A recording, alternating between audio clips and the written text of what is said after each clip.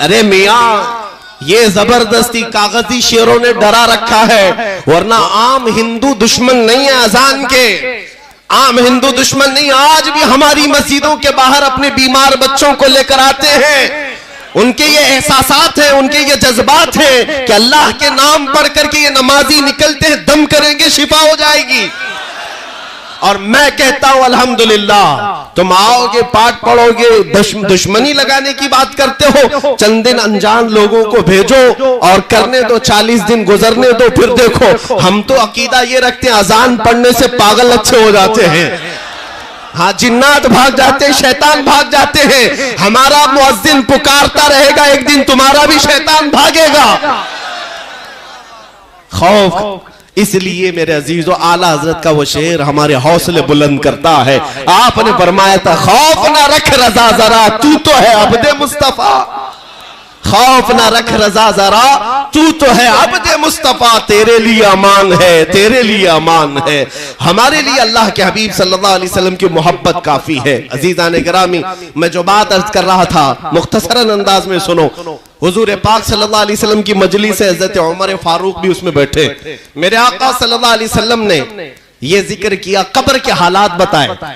कब्र के मुतालिक फरमाया कि तुम्हें पता है, जैसे ही मैयत को दफन करके लोग चले जाते हैं, 2 फरिश्ते आते हैं, नीली आंखों वाले, काले चेहरे वाले, दांतों से जमीन को चीरते हुए आएंगे, सख्तियों के साथ सवाल करेंगे मुनकर नकीर के मुतालिक।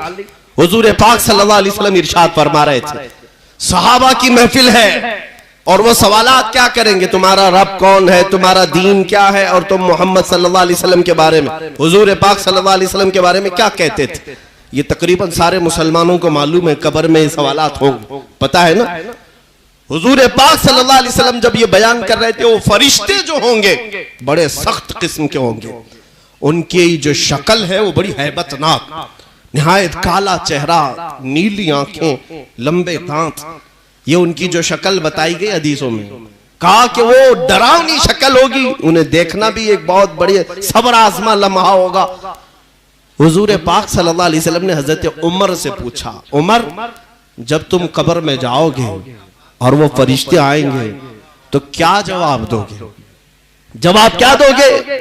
हजरत उमर फारूक रज़ियल्लाहु ताला अन्हु ने जवाब देने की बजाय यूं अर्ज किया, मेरे आका, आपकी बारगाह में एक अरीजा है, आप मुझे यह बता दें, आज जो मैं आपसे मोहब्बत करता हूं, आज जिस तरह मैं आपसे मोहब्बत करता हूं, क्या ये मोहब्बत मरने के बाद कब्र में भी बाकी रहेगी, क्या ये मोहब्बत कब्र में भी बाकी रहेगी। मेरे आका सल्लल्लाहु अलैहि वसल्लम ने फरमाया, उमर, दुनिया की मोहब्बतें सांस के खत्म होते ही खत्म हो जाएंगी, मेरी मोहब्बत कब्र में भी और हशर में भी कायम रहने वाली। तब हजरत उमर फारूक ने खड़े होकर के अर्ज किया, या रसूल अल्लाह, मरने के बाद अगर आपकी मोहब्बत बाकी रहने वाली है तो ये फरिश्तों का मामला मेरे ऊपर छोड़ दे, मैं खुद निपट लूंगा। ये फख्र किस बात पर था सैयदना उमर इब्न खत्ताब को, सिर्फ और सिर्फ अपनी मोहब्बत मुस्तफा पर।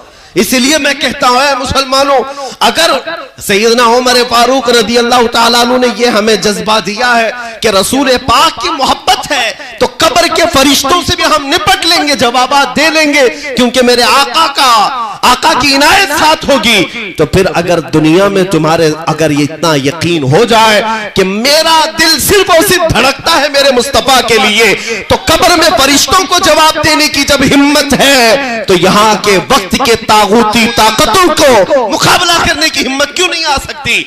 यकीनन आएगी जिस दिन तुम्हारा दिल यकीन के साथ भर जाएगा, जिस दिन यकीन के साथ भर जाएगा कि मैं मेरे मुस्तफा करीम सल्लल्लाहु अलैहि वसल्लम का सच्चा गुलाम। हाँ, आजमाइशें आएंगी मेरे अजीजों, ऐसा नहीं है कि आज जिस तरह से हम बोल रहे हैं हमारे साथ कुछ नहीं होना है, होगा। और मैं ये कहता हूं कि ज्यादा से ज्यादा क्या होगा, गर्दन मार दी जाएगी, मौत आनी है एक ही बार आनी है, उसके अलावा तो नहीं। और हम उस बरेली के जारूफ कश है जहां का इमाम हमें यह सिखाता है, करूं तेरे नाम पे जान फिदा, न बस एक जान दो जहां फिदा, दो जहां से भी नहीं जी भरा, करूं क्या करोड़ों जहां नहीं। जब हम जान फिदा करने की बात करते हैं तो फिर वो मुहावरा भी याद होना चाहिए जो आम मसल में कहा जाता है, ओखली में सर रख ही दिया तो मुसल से क्या डरना। ओखली में जब सर रख दिया है तो मुसल से क्या डरना है। हुजूर पाक सल्लल्लाहु ताला अलैहि वसल्लम की मोहब्बत और उनकी बारगाह में उनकी इज्जत की पहरेदारी की कसम उठा ही लिया, तो फिर अब इन सब बातिल चूंटियों से डरने की जरूरत क्या है। अगर हमारी आजमाइश होनी है तो मौला की मर्जी से होगी। अगर रब तबारक व तआला की मर्जी होगी तो आजमाइश होगी, और मौला अगर ना चाहे ये हजारों ताकतें मिलकर के हमारा बाल भी नहीं निकाल सकेंगे। इतना यकीन है इंशाअल्लाह अज़ीज। अज़ीज़ाने गिरामे वक़ार, लोग अगर हमें इस बात का ताना देते हो या इस तौर पर झिझोड़ते हो कि ये हालात इस तरह की गुफ्तगू के नहीं है, जेल में चले जाओगे, सड़ जाओगे, फांसी हो जाएगी, मुकद्दमे हो जाएंगे और जिंदगी भर कोर्ट कचेरी के चक्कर काटेंगे, तो हमने कहा क्या हुजूर की मोहब्बत मुफ्त में लेना चाहते हो, हलवे खा करके? हाँ, सिर्फ खिचड़े और नियाजें खा करके लेना चाहते हो? अरे मोहब्बत उसको कहते हैं जो बिलाल हबशी की आवाज में है कि अंगारों पर सो करके भी मेरे मुस्तफा की वफादारी का ऐलान किया था। हाँ, खुबैब इब्न अदी की वो मोहब्बत है कि सूली पर चढ़ करके नाक कट गई, कान कट गए, होंठ काटे गए, नाखून खींच लिए गए, आंखों में सलाइयां फेर दी गई, तब भी ये कहता था वो खुबैब इब्न अदी, जालिमो तुम मेरे जिस्म के 1000 टुकड़े कर लो गवारा है, लेकिन अब भी मेरे मुस्तफा के तलवे में कांटा चुभे ये भी मुझे गवारा नहीं, ये भी मुझे गवारा नहीं। हमने ये सिर्फ किताबों में पढ़ने के लिए और बयानात में सुनने के लिए नहीं, जिस दिन प्रैक्टिकल करना होगा है नौजवानों, हुजूर के नाम पर अगर कोई तकलीफ और मशक्कत उठानी हो तो उठाएंगे इंशाअल्लाह। इसलिए कि हमारी माओ ने सिर्फ दूध ही नहीं पिलाया, इश्क रसूल भी पिलाया, और जिसकी माँ ने नहीं पिलाया वो मेरा मुखातब भी नहीं है। जिसकी माँ ने नहीं पिलाया वो मेरा मुखातब नहीं है। मेरा मुखातब, मेरा सुनने वाला वही है जो अपनी माँ के सीने से दूध के साथ इश्क रसूल भी पी कर आया हो। अगर ये साथ में है तो डर और खौफ अपने सीने से निकालो। हालात जैसे भी होंगे, हर जमाने में इस्लाम का ये पौधा लहलहाता रहा है और लहलहाता रहेगा। आज जिस तरह के हालात पेचीदा किए जा रहे हैं, मेरे अजीजों में भड़काने के लिए नहीं कहता हूं, मैं सिर्फ और सिर्फ हिम्मत दिलाने के लिए कहता हूं। ये नहीं है कि तुम भड़क जाओ और बाहर निकल करके कत्ल गारत करो, इस्लाम इसकी इजाजत भी नहीं देता। मेरे आका सल्लल्लाहु अलैहि वसल्लम की हदीस भी है, ला ततमन्नौ लिक़ा अदुव्विकुम, तुम अपने दुश्मन से मुठभेड़ की तमन्ना भी मत करना, जंग करने की तमन्ना मत करो। जंगों में सिवाय नुकसान के होता क्या है, सबके घर जलेंगे। हुजूर पाक सल्लल्लाहु ताला अलैहि वसल्लम ने हुक्म यह फरमाया, जंग की तमन्ना मत करो, लेकिन साथ में मेरे आका ने यह भी फरमाया, और अगर तुम्हारे सरों पर सवार हो जाए तो फिर कदम भी पीछे मत हटाओ। हाँ, अगर जबरदस्ती कोई तुम्हारे सरों पर सवार हो जाए तो फिर साबित कदमी का मुजाहरा करो, अल्लाह की मदद तुम्हारे साथ आएगी, अल्लाह की मदद आएगी। मैं अपनी कौम को यही जवां मर्दी और यही हौसला देने की बात करता हूं। जायदादें, प्रॉपर्टियां, ये सारी चीजें जो कुछ भी मिली है वो मेरे रसूल की बरकत से मिली। तुम अगर ये सोचते हो कि मैं इस तरह के हालात में आ जाऊंगा, हमारे घर पर भी बुलडोजर चलेगा, दुकानें कर ली जाएंगी, जायदादें जब्त कर ली जाएंगी, ये जो खौफ फैलाया जाता है, मेरे अजीजों यजीद भी ये करके देख चुका। बिल्डोजर उस जमाने में नहीं था, लेकिन जो भी रहा होगा वो घर भी तोड़वाया करता था अपने मुखालिफिन के। जो उसकी बगावत करे या जो उसकी बैत को न माने उसके घर तोड़वा दिया, बाजारों के दुकानों की दुकानें खत्म करवा दिया। हर जमाने का यजीद ये करके देखता है, लेकिन शब्बीर हर जमाने में जिंदा होता है। मेरे अजीजों, हुसैन आजम के चाहने वाले इन यजीदी ताकतों से नहीं घबराया करते। ईमान जिसके सीने में मौजूद है, जायदादें क्या आज तुम कर लिए, कल मेरे मुस्तफा का अगर हुक्म हुआ तो इससे 10 गुना ज्यादा मौला अता करेगा।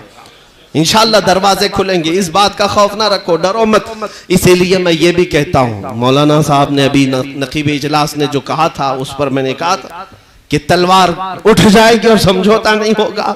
मेरे अजीजों, आज हिंदुस्तान के हालात को खराब करने के लिए बाज़ाब्ता कुछ भंग पिला करके, नशा पिला करके जवानों को उतार दिया गया है और वो ऐसा आतंक फैलाते हैं कि वो होश में नहीं रहते। मस्जिदों के बाहर तमाशा करो, मज़ारात के बाहर तमाशा करो, सिर्फ और सिर्फ खौफ और हिरास का माहौल पैदा करने की ये कोशिश है, बाकी कुछ भी नहीं है।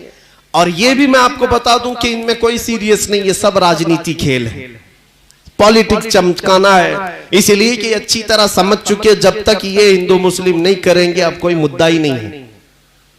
जीतने के और इलेक्शन के ये सब कोई मुद्दे ही नहीं रह गए, इसलिए मेरे अजीजों ये चीजें कर रहे हैं।